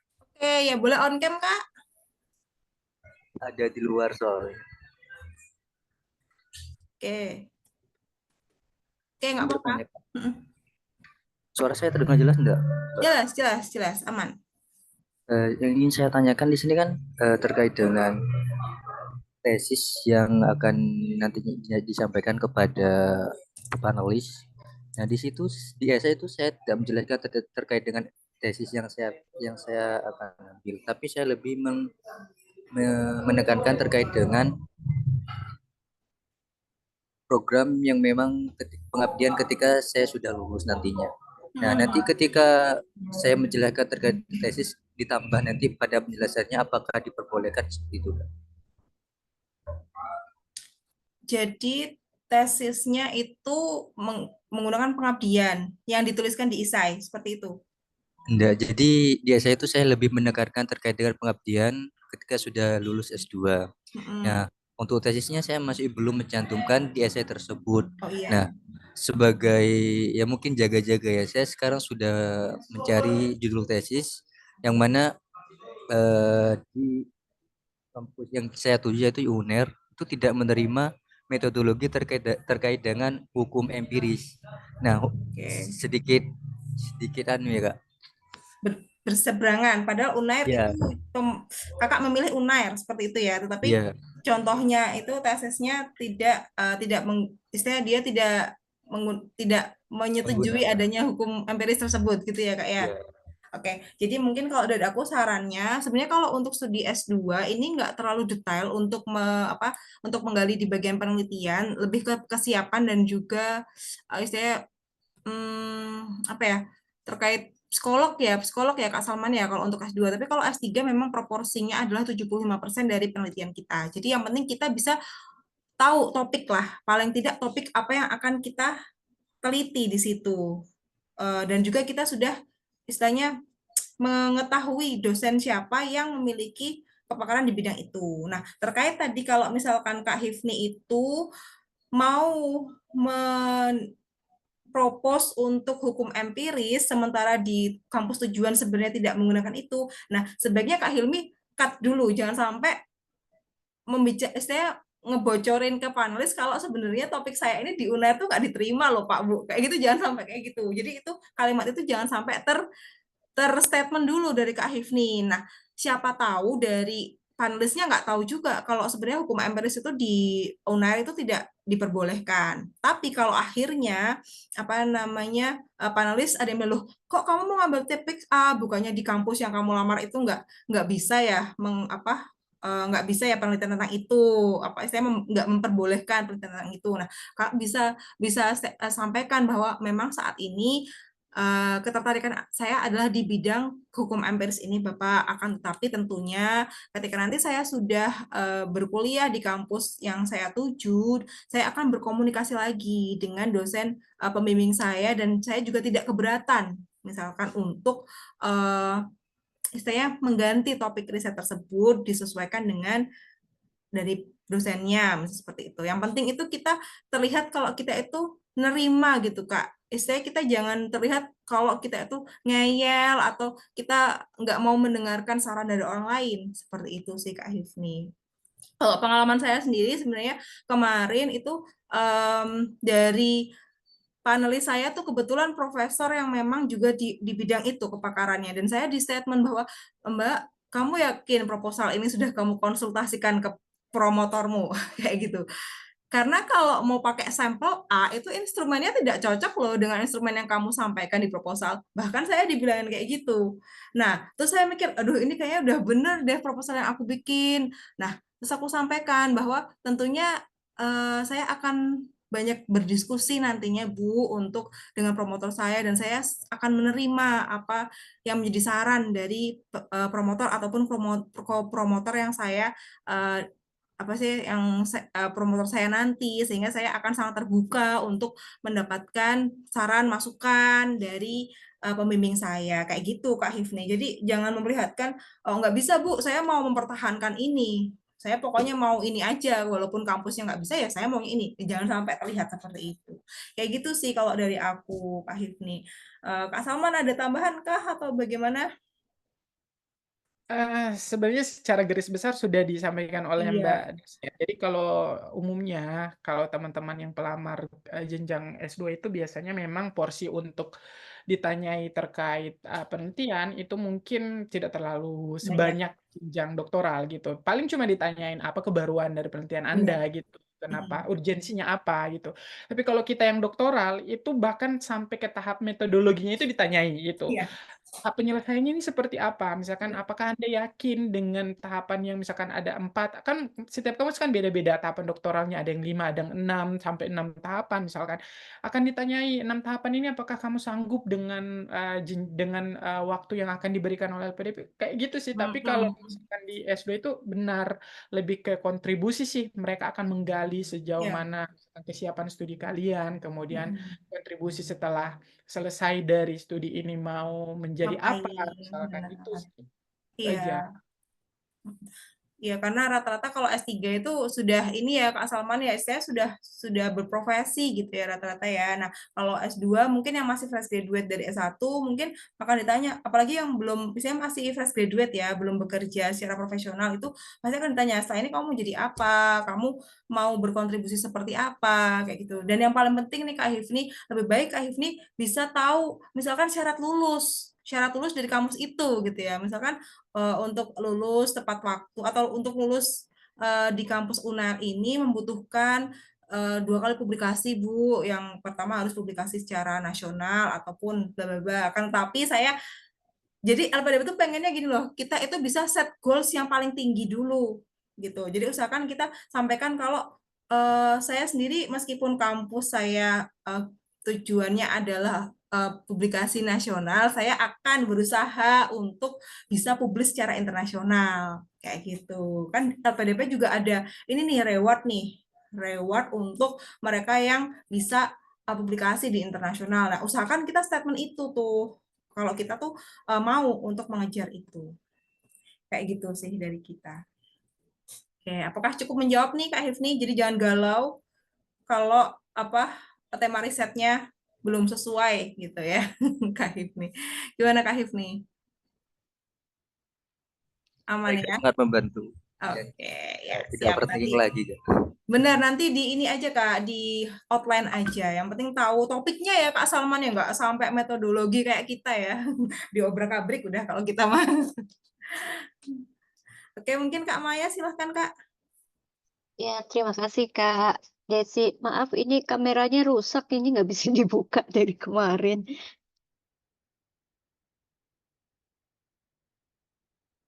Halo? Iya, silahkan, Oh iya, silahkan. takut nggak ada suaranya. Menyambung pernyataan dari Kak Desi sama Kak Salman terkait dengan pemilihan kita pada LPDP. Itu kan kayak seperti Kemendikbud ataupun kementerian yang tempat saya bekerja itu kan juga memberikan adanya beasiswa untuk sekolah lanjut. Dan kebetulan riwayat pengalaman senior kami yang sudah mengikuti LPDP itu ditanya dengan hal yang sama dan menjawab dengan jawaban yang hampir sama seperti yang Kakak jelaskan tadi terkait dengan visi misi seperti itu. Tapi kemudian dari panelisnya itu menjawab, tapi menjawabnya itu hanya sekedar komentar saja, tapi tidak membuat sesi untuk si siapa interviewernya itu menjawab bahwa Iya. mereka itu mengomentari bahwa mungkin bisa aja sebenarnya kamu milih LPDP karena uang dari LPDP itu kan lebih besar daripada beasiswa kementerian yang diberikan kepada Baik. kamu seperti itu. Tapi itu tidak istilahnya tidak memberikan kesempatan bagi kami untuk menjelaskan bahwa bukan hal tersebut gitu. Itu bagaimana ya, Kak ya? Oke, ya, oke. Kayak di-cut gitu ya, Kak Maya ya. Ya Ya, udah cukup di sini aja gitu ya. Oke, ini Kak ya Maya, kita juga.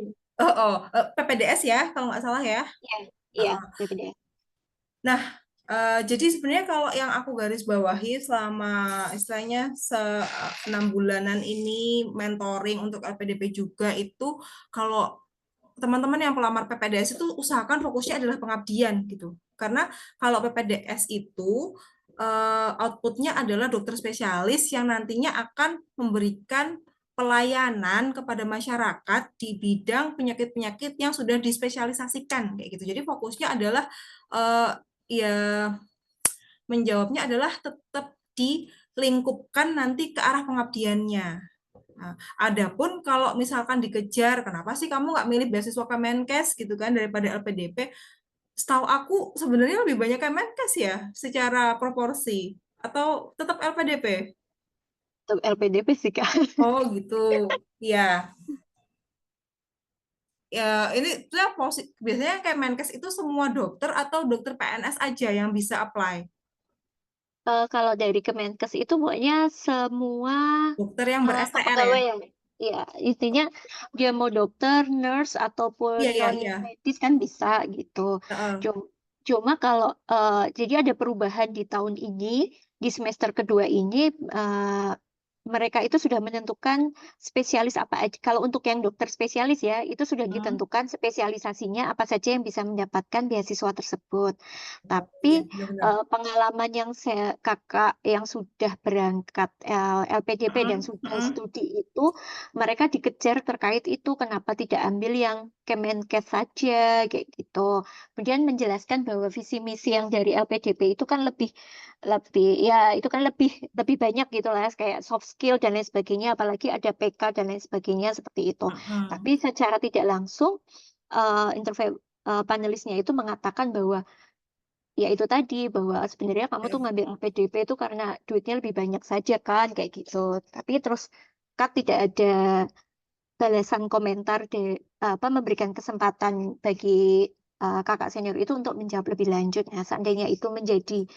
momok permasalahan lagi, baiknya seperti apa Kak biar tidak Nah, terkat pada betul. jumlah nominalnya gitu. Nah, dan mungkin apa ketika memberikan jawaban bahwa sesuai dengan visi misi LPDP kitanya, nah disesuaikan lagi dengan kontribusi yang akan diberikan nanti. Nah, kontribusi untuk dokter spesialis itu sesuaikan dengan spesialisasi dan juga pengabdian kepada masyarakat yang nanti teman-teman akan berikan kayak gitu Kak Maya. Jadi misalkan ketika saya sudah lulus jadi PPDS di bidang ilmu penyakit dalam, tentunya saya akan kembali ke rumah sakit tujuan di pelosok mana gitu dan memberikan kontribusi ini yang tentunya hal ini dapat saya pelajari juga ketika saya tergabung dalam wadah LPDP melalui istilahnya dengan peningkatan soft skill yang saya dapatkan di PK dapat membuat saya lebih apa untuk kontribusi. Jadi dihubungkan antara nilai terus soft skill tadi dengan kontribusi tadi Kak yang lebih ini. Jadi sehingga saya memang sangat merasa sangat cocok gitu untuk istilahnya untuk melamar di LPDP saya lebih cocok di sini gitu. Adapun kalau misalkan di Kemenkes itu ya bisa dikaitkan ini aja sih, maksudnya kalau saya nggak usah bilang yang ya sebenarnya ada Kemenkes gitu nggak usah bilang kayak gitu sih. Dari jawaban kita nggak usah di statement dulu meskipun akan Sebenarnya kemarin ditanya. pertanyaannya tidak rekan itu menjawab tidak ada beasiswa yang lainnya kayak gitu, tapi si panelis itu langsung menjurus bahwa mengapa kamu ambil LPDP Iya. bukan ambil dari instansimu seperti itu. Iya, karena memang biasanya panelis kan juga udah tahu Kak. Misalnya, oh ternyata dia Ya. dokter. Sebenarnya kalau misalnya dokter juga tenaga kesehatan bukannya pakai Kemenkes bisa. Nah, itu pasti akan ditanya ke situ. Nah, tapi tadi usahakan kaitkan juga dengan kontribusi yang akan diberikan. Nah, kontribusi dokter itu harus nyata dalam arti itu kalau misalnya salah satu mentor dokter spesialis kami, tapi memang beliau salah satu dari 3T ya, dari daerah afirmasi. Jadi memang kontribusinya tuh kayak saya ingin menginisiasi suatu rumah sakit, apa itu, rumah sakit berjalan yang ada di kapal, karena saya tinggal di daerah kepulauan yang mana sana susah untuk akses ke rumah sakit dan lain-lain. Jadi saya sangat cocok dan saya membutuhkan wadah seperti LPDP gitu untuk bisa memiliki relasi, koneksi dan juga bla bla bla untuk mewujudkan kontribusi saya kayak gitu misalnya, yang mana mungkin dari beasiswa yang lain itu tidak bisa kami dapatkan. Misalnya seperti itu Kak Maya, bisa dikaitkan gitu. Berarti tetap kita tonjolkan perbedaan dari visi misi di antara duanya itu ya Kak ya. Iya sih, tapi nggak terlalu menjawab ke yang beasiswa lain juga nggak, jangan terlalu. Ya, mungkin kita fokus saja sih ya, fokus ke LPDP-nya, bagaimana kontribusi itu dan bagaimana melalui LPDP itu kita bisa mewujudkan kontribusi kita. Kayak gitu Kak Maya. Sama mungkin ya kalau misal nanti di ini lagi lah, bukannya di Kemenkes juga ada ini beasiswa khusus PPDS ya. Nah, misalkan kalau di Kemenkes sekarang sudah ada spesialisasi yang akan di ACC gitu ya, sementara di LPDP belum, dan apa ini apa sih, kakak nggak termasuk ke yang Kemenkes ya, boleh disampaikan juga. Saat ini kebetulan saya melamarnya di spesialisasi A, akan tapi di Kemenkes tidak membuka itu, dan saya sangat di LPDP kayak gitu sih bisa. Cuman ini Kak, kemarin kan hari Jumat itu PK Pak Dwi Larso itu bilang statement juga nih buat teman-teman PPDS ya, buat teman-teman PPDS di sini, itu Pak Dwi Larso bilang bahwa kayaknya tuh Pak Dwi Larso dengan Kemenkes itu ada istilahnya ada pembicaraan bahwa untuk dokter spesialis ini, mengapa ketika sudah mendapatkan beasiswa tetapi susah untuk mendapatkan LOA. Sehingga misal ditargetkan yang dapat beasiswa dokter spesialis 400, ditargetkan mereka itu langsung bisa kuliah di semester ini, sehingga tentang waktu misalnya 5 tahun itu mereka sudah bisa kembali. Nah, tetapi permasalahannya mereka itu malah untuk LOA di institusinya itu susah untuk mendapatkan. Nah, itu kan sebenarnya membuat kinerja harapan dari target dari kementerian itu, misal harusnya 10 tahun itu udah kembali dokter spesialis 10.000, ternyata baru sekian puluh ribu, apalagi ternyata baru sekian ribu, apalagi dengan banyaknya saat ini apa istilahnya tuh permasalahan ya di bidang ini ya, di bidang PPDS seperti itu. Nah, kemarin juga Pak Dwi Larso bilang kayaknya itu memang mau dispesialisasikan juga, maksudnya memang kalau di Kemenkes sudah ada, mungkin di LPDP tahun depan akan ada prioritas spesialisasi yang akan dibuka oleh LPDP, karena yang terjadi masih bisa mempindah prodi juga ya. Misalkan kalau LPDP ketika kita mendaftar, kita masukinnya ke ilmu bedah gitu ya, ilmu bedah saraf misalnya yang susah. Tapi ketika kita sudah diterima, kita pindah tuh ke ilmu anak mungkin yang udah banyak. Nah, itu sebenarnya jadi permasalahan juga gitu, karena istilahnya mungkin kementerian udah, oh iya berarti kita punya dokter spesialis anak sekian, spesialis bedah saraf sekian dan sekian. Nah, ternyata kok setelah keterima mereka pada pindah prodi. Nah, itu sebenarnya kayaknya agak bermasalah juga di kementerian, jadi nggak sesuai target. Jadi kayaknya untuk LPDP PPDS ini, mengapa PG-nya itu juga sekarang kayaknya lebih naik ya dari sebelumnya, karena memang itu benar-benar akan menyaring. Jadi buat teman-teman PPDS kayaknya harus ekstra lebih lagi, digali lagi pengabdian yang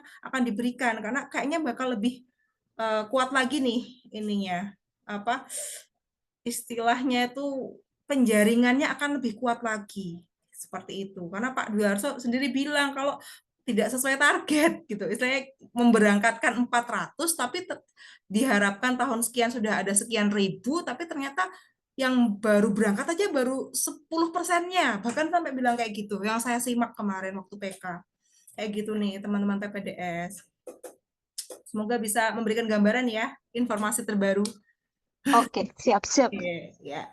Kayak mungkin karena sudah ini juga ya waktunya, mungkin ini 2 pertanyaan terakhir dari Kak Ana. Pakai batik khusus dari daerah itu gimana?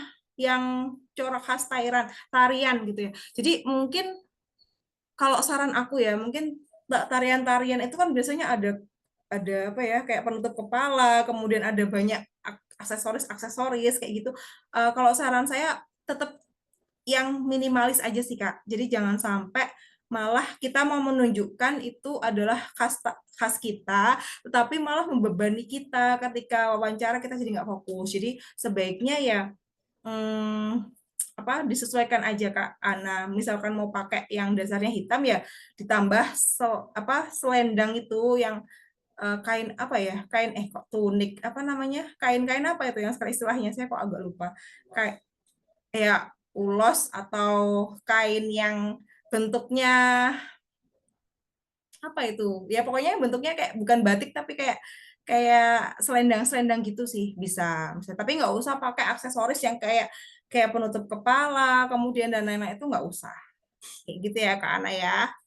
Kemudian terakhir dari Kak Karman, kalau pilihan univ berbeda dan juga prodinya berbeda, nah ini gimana ya Kak ya, kalau misalkan masih berhubungan, misalkan saya kaitkan misalnya yang pertama memilih fisika, yang kedua itu di bidang kayak sub ilmu dari fisika itu, misalkan atau ini ya yang kegambar lah kimia, kemudian sekarang kan kimia ke arah metalurgi. Nah, itu kan memang ada sub-rumpun ilmunya. Nah, itu masih nggak apa-apa. Jadi kita bisa menyampaikan kalau kita itu punya benang merah di antara pemilihan universitas atau program studi yang kita inginkan. Tapi kalau misalkan biologi ke bioteknologi dan ilmu biomedik itu sebenarnya masih berhubungan. Nah, itu sampaikan juga di ranah penelitiannya bisa. Tapi kalau misalkan pengen yang pertama di manajemen, yang kedua di ilmu hukum, yang ketiga misalkan nanti psikologi, nah itu mungkin agak jadi masalah. Tetapi kalau kita masih bisa menyambungkan kira-kira pemilihan itu sesuai dengan penelitian yang akan kita lakukan dan juga kontribusi yang akan kita lakukan di depan, itu insya Allah masih bisa, asalkan kita masih bisa menghubungkan. Karena menti kita sebelumnya ada yang ASN dan dia itu memilih memang misalnya UGM kehutanan, terus tapi dia milihnya UGM semua, UGM kehutanan, UGM ilmu tanaman yang ketiga UGM biologi. Nah, itu karena memang beliau itu concern dari job desk-nya adalah di bidang ilmu tanaman tadi. Nah, jadinya dia bisa memberikan informasi benang merah dari semua itu. Tapi kalau misalkan Kak Karman ini di UGM biologi, terus bioteknologi ITB, padahal UGM juga ada bioteknologi kan. Nah, kemudian di UGM juga ada ilmu biomedik. Nah, nanti mungkin bisa lebih ditonjolkan juga mengapa kok yang di biologi itu UGM, kenapa kok di bioteknologi itu ITB. Karena kalau yang case-nya beda prodi dan juga beda kampus, itu kita belum pernah nemu menti yang seperti itu. Tapi kalau yang contohnya itu universitasnya sama tapi berbeda prodi, itu ada, dan dia lolos sekali one shot ya, sekali coba istilahnya di pilihan pertama, karena juga ketika wawancara itu dia sudah mengantongi LOA. Jadi usahakan buat teman-teman yang saat ini non LOA, kalau memang kampus tujuan sudah buka, usahakan juga kita sudah sambil mencari LOA-nya. Kayak gitu sih Kak Karman. Intinya kita asalkan bisa menghubungkan benang merahnya. Kayak gitu Kak Karman. Dari Kak Salman mungkin ada tambahan atau cukup?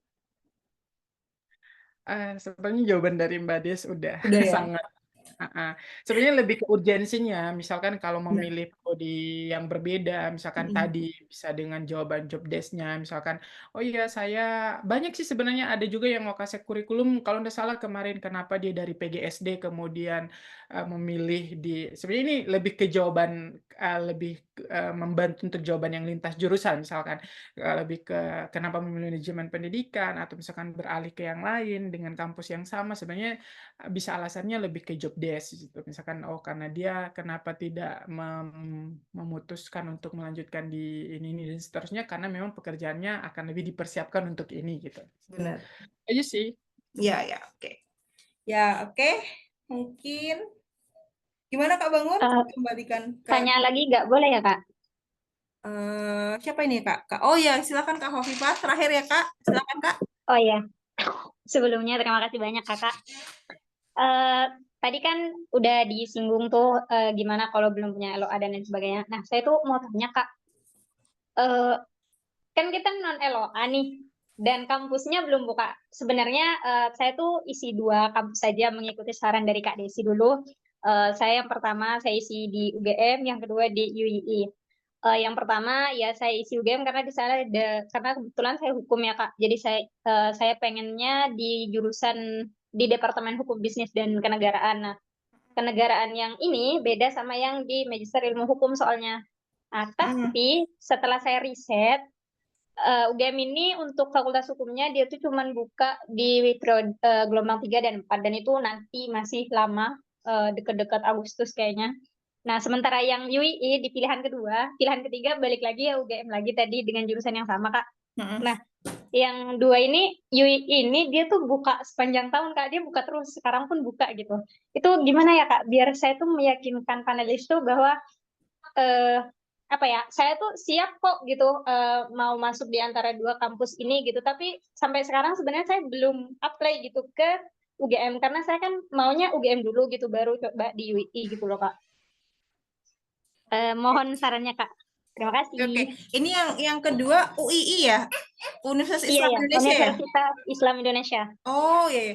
Oh, aku baru tahu nih, soalnya biasanya tuh LPDP baru bekerja sama yang negeri. Nah, ini informasi baru ya, Iya, Kak Hawifah, baru ternyata. Kak. Emang kemarin tuh saya awalnya kiranya nggak ada, dan setelah saya cari searching terus ada ininya juga, oh ternyata bisa. Oke, ya. Jadi mungkin aku pun sendiri pun selama mencoba LPDP 3 kali pun aku belum apply LOA gitu ya. Soalnya aku nggak, istilahnya apalagi kalau di UGM biasanya kalau misalkan kita belum bisa meyakinkan kalau kita kalau S3 ya, karena S3 kan banyak ini ya, banyak yang dikeluarkan. Jadi secara finansial kalau pasca sarjana di negeri pun akan diperhitungkan untuk lolos mendapatkan LOA yang aku alamin ya. Maka memang aku sendiri pun juga belum apply kampus tujuan sampai aku mengantongi istilahnya status sebagai awardee dari beasiswa. Nah, jadi misalkan kalau Kak Hafifah belum apply kampus tujuan juga nggak masalah, asalkan kita sampaikan secara gamblang, kita sudah tahu kurikulumnya, kita sudah tahu syarat lulusnya, kita tahu kita harus mengambil berapa SKS, pokoknya posisikan kita tuh sudah paham secara utuh terhadap kampus itu.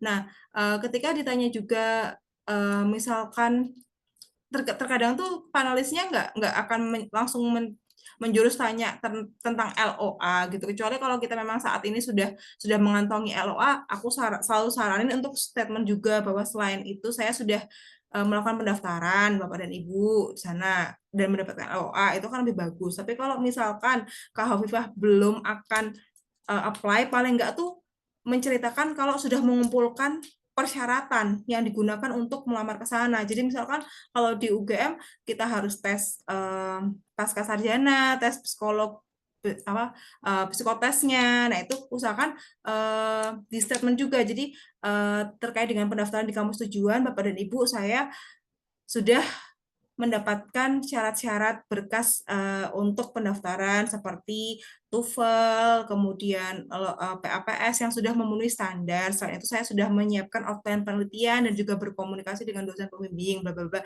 Kemudian terkait dengan pendaftaran, saya akan melamar pada gelombang 3 di bulan sekian, dikarenakan memang prodi saya ini baru buka di gelombang 3, sehingga saya harapkan ketika saya sudah lolos di itu pendaftaran studi di kampus, saya bisa segera berkuliah menggunakan beasiswa LPDP. Jadi kan kalau kita yang batch 2 2024 ini kan pengumuman November, kita intake paling cepat kan Januari. Jadi posisikan meskipun kita itu baru bisa lamar kampus tujuan itu di tahun depan di gelombang 3, usahakan setelah itu kita tuh statement kalau kita akan langsung kuliah. Karena LPDP maunya tuh kalau kita udah dapat ya udah langsung kuliah, nggak usah nunggu defer atau nggak usah nunggu lagi, atau bahkan mengajukan cuti dulu. Maksudnya istilahnya kan ada ya dapat sekarang tapi tahun depan baru berangkat. Nah, kayak gitu itu sebenarnya LPDP maunya kita langsung kuliah.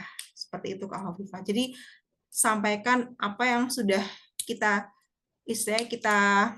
usahakan, gitu aja sih kalau saran aku, gitu Kak Hovifah. Cukup menjawab Kak? Cukup Kak. Terima kasih banyak Kak Desi. Oke, ya mungkin dari Kak Salman cukup ya Kak ya? Oke, kita kembalikan ke Kak Bangun dulu mungkin. Oke, terima kasih Kak Salman, terima kasih Kak Desi atas penjelasannya. Ya, oke, karena ternyata waktunya sudah sangat luar biasa, kita nggak terasa ya teman-teman ya, karena ya diskusi yang menarik dan diskusi yang luar biasa energi itu ya kayak gini teman-teman, nggak kerasa ya. Oke, untuk dokumentasi ya mungkin teman-teman izinkan kami, mungkin teman-teman bisa buka kamera dulu ya untuk kita dokumentasikan kegiatan pada malam hari ini. Boleh-boleh banget nih didokumentasikan ya. Oke, teman-teman silahkan. Dan nanti untuk recordnya akan kami berikan ya. Nanti bisa kami berikan. Oke, udah siap teman-teman? Silahkan. Wah ini udah mulai ya semua. Oke, aku izin. Oke ya, 1, 2, 3. Oke, untuk slide selanjutnya. Oke, 1, 2, 3. Senyumnya mana? Oke, 1, 2, 3. Ya, oke teman-teman semuanya. Nah, dari semangat ya teman-teman semuanya. Kami tunggu teman-teman semuanya bergabung menjadi award LPDP. Dan jangan lupa kami juga dari tim Academy juga masih membuka untuk kelas sesi mock up, nanti juga bisa bersama Kak Salman, bisa bersama Kak Desi, juga pasti mentor-mentor kami yang lain yang luar biasa ya. Jadi teman-teman kalau dapatkan kelas eksklusifnya bisa daftar untuk mock up-nya teman-teman ya. Jadi alhamdulillah batch lalu banyak yang sukses untuk lolos ya. Jadi teman-teman bisa banget mulai dari sekarang persiapkan apa yang kira-kira kurang, apa yang kira-kira dibutuhkan, kita bisa dari orang lain untuk bisa menilai kita. Oke, dari saya sekian, nanti bisa kita sharing-sharing lagi di grup. Terima kasih atas partisipasinya, semoga dimudahkan segala jalannya. Terima kasih semuanya, selamat malam. Selamat malam. Terima kasih Kak Desi, Kak Salman, Kak Bangun. Terima kasih Kakak. Semangat teman-teman semuanya.